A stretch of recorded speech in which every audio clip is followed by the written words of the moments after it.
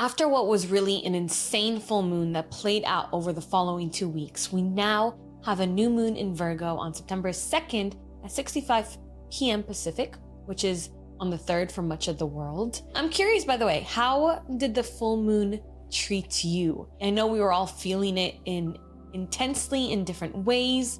How are you feeling now? Let me know in the comments below. I want to know how the energy really manifested in your individual experience. Now we have this new moon in Virgo. And now Virgo is the martyr. Virgo energy is about refinement. It's about the details. It's about being of service and finding organization in the chaos. Virgo gives of itself. And that is the energy that we are embodying this new moon in Virgo during Virgo season. So the major themes of this new moon are health and organization, healing as well, which goes under health, and we'll really see how that plays out in our lives and on the world stage. So let's talk first about your individual experience with this energy. So we're receiving a sort of pause. This is thanks to the many retrogrades. And this will hopefully allow us some time to catch up to ourselves, to catch up on ourselves and our lives, because everything's been so fast lately, right? Towards the middle of the month, you're gonna feel this energy more. You're gonna have time to kind of slow down, get organized, and to focus on bringing harmony into your life and into your daily routine. So Virgo new moons are a great time to get your life together and to organize, to clean something out, even if it's a drawer, right? To declutter. Maybe you have to declutter your life from certain people or habits. And decluttering can be like a spiritual ritual for how much it's going to lighten your soul around this time. And as we begin to make our way out of summer into fall, at least in the Northern Hemisphere. For a lot of us, that decluttering will be people, it will be habits, it will be ways of thinking. That's a major theme around this new moon. Rewiring and rewriting your ways of thinking. And the day or two after the new moon is a great time to set intentions around improving your health, improving your daily routine, improving your work and your habits and your self-care. Speaking of self-care and of the day or two after the new moon, I intentionally planned our last workshop for likely the rest of the year and likely well into next year. I just don't know what my life will look like post-baby, and I don't want to put any unrealistic expectations on myself. And I've honestly, after 8 years of being on YouTube and posting consistently every week for 8 years with just, a small break for a week or two here and there, I will actually be taking a maternity leave for myself and for my family. I'm not doing that yet. I'll do a video updating you guys all about that before that happens. But yes, I intentionally planned this workshop for the most fertile time of this month.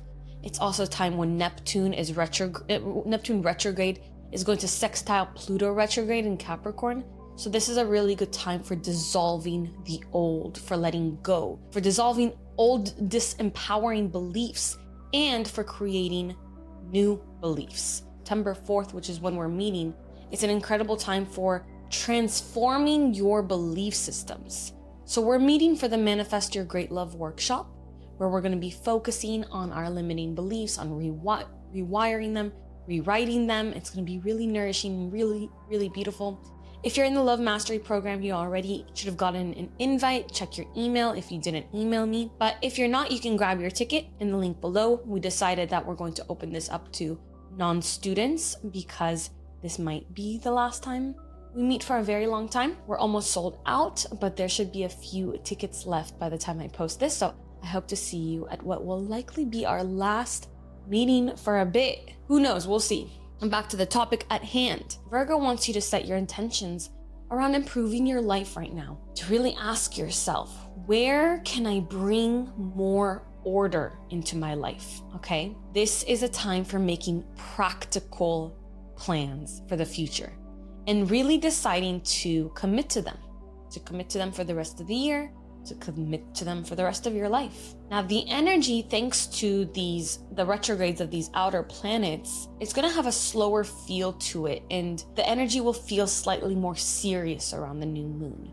Okay, we may feel a bit scattered, a bit overwhelmed, a bit unclear about our direction, do not force yourself to get your entire life together, even though you're going to want to, but rather go and ground yourself. Take some things off of your plate. This is where the decluttering will really come in handy, right? You can declutter your to-do list. You can expect issues from the past few months to possibly come back into focus right now, right? So anything that arises from the past it's simply an opportunity to handle it, to move forward. You might just need to review some things that you thought were already resolved. Maybe something that you got closure on pops back up, maybe something at work or, health-wise. Just know that there might be some corrections you need to make if necessary, and you're just gonna get through this. So it's not punishment. And this new moon, while it feels grounded, it feels steady, it can still be really kind of overwhelming and transformative, specifically due to the retrogrades for, at least some of us who will really be feeling an inner transformation. It might not be visible on the outside, but it will be felt deeply on the inside. What's happening is a new vision is becoming clear for you. You have a strong urge to make radical changes in your life. How is this manifesting for you already? I'm so curious. I want to talk about collectively. Collectively, the energy, there is an awakening happening. There's an awakening of new perspectives. There are shifts in our collective values happening. They're spreading far and wide. We're going to continue to witness shifts in power dynamics and disruptions to the current system, to the current regimes. And it's going to be fun to watch, but also we're kind of really enmeshed within it. So make sure that you're grounding yourself again, kind of choosing and making decisions to focus on long term. What do we want for the long term? Choosing long-term solutions rather than quick fixes around this time. And this is going to ensure that we experience positive breakthroughs and positive changes on the world stage. Center stage right now, collectively, is still conflict around ideology, which we are of course seeing in politics and in wars. And we're gonna continue to see economic and political tensions, and there is something that is going to be challenging this existing system. Maybe something to do with the way that we vote. That might be in question. There might be disruptions in that. That's gonna be interesting. We might notice some sort of restrictions around health. This energy is reminiscent to me a little bit of early 2020. Let's see how that plays out. Let's see how humanity will handle it and react this time, especially since so many have awakened since then and so much shifts in the collective consciousness have happened. There will be some sort of misinformation or some sort of scandal or confusion on the world stage coming out around the new moon. When we do come across it, we're being encouraged, really encouraged, to be discerning, to double check the facts, and to not accept everything at face value. Question things, fact checked, okay? Let's talk a little bit about what you should be mindful of in your own life during this time. Potentially frustrating situations are going to come up around the new moon.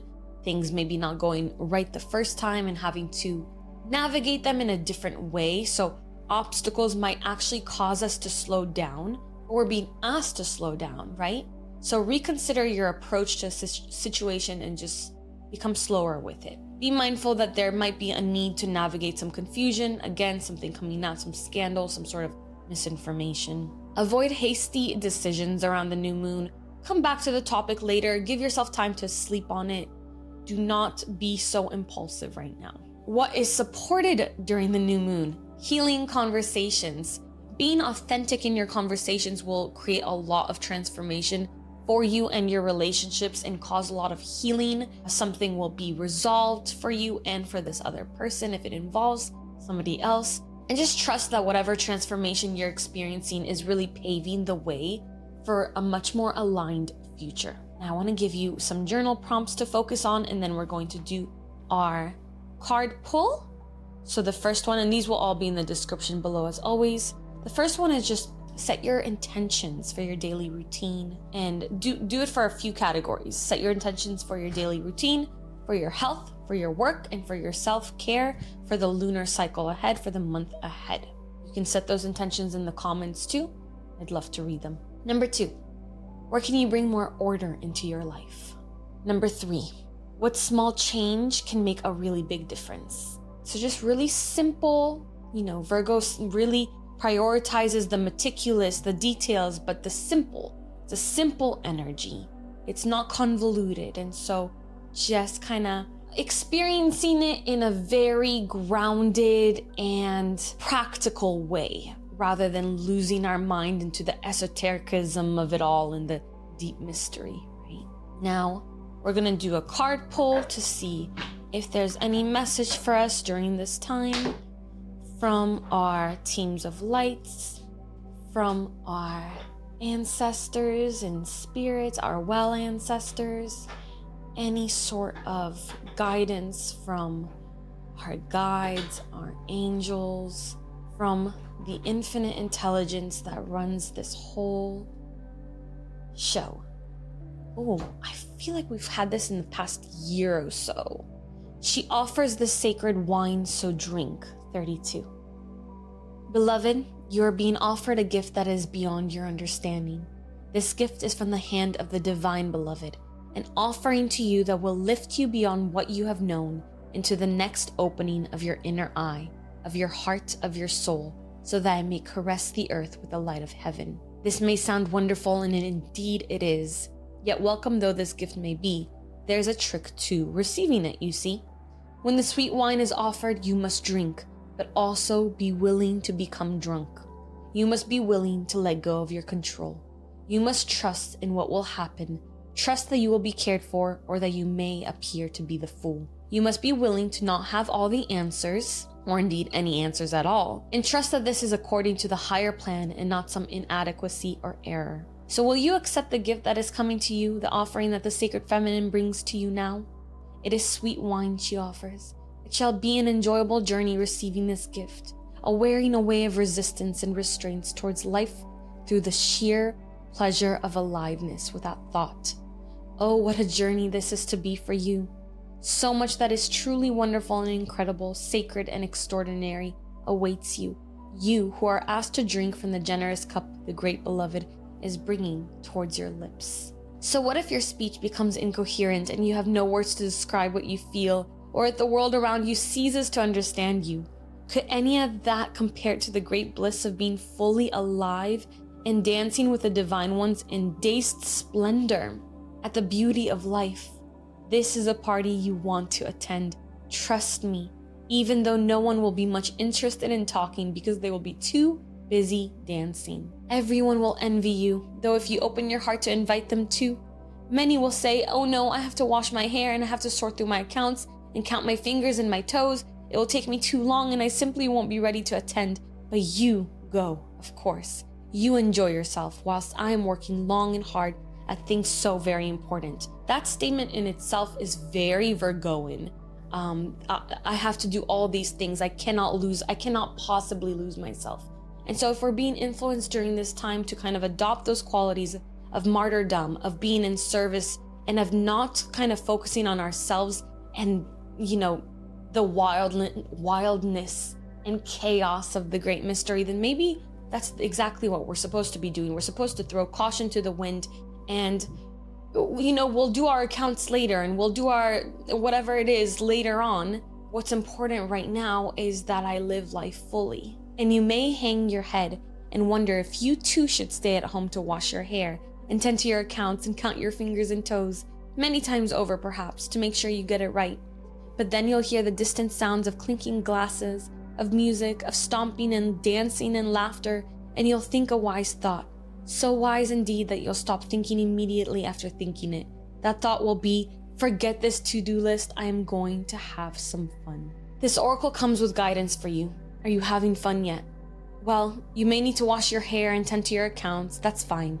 You may even need to count your fingers and toes. But over and over again, beloved? Surely you can find some time, in between the endless to-dos of your to-do list, to throw a tantrum and come dancing with me instead. Your honor and commitment, discipline and focus are certainly to be rewarded with some uninhibited nonsense, hopefully. Come, put aside that seriousness for a moment or more and allow the wild child in you to take your body and soul for a spin. Together, let's go and paint the town the color of love. That was so beautiful and such good advice for a Virgo season theme. You know, Virgo, the energy is very serious. It's very much about getting your life in order.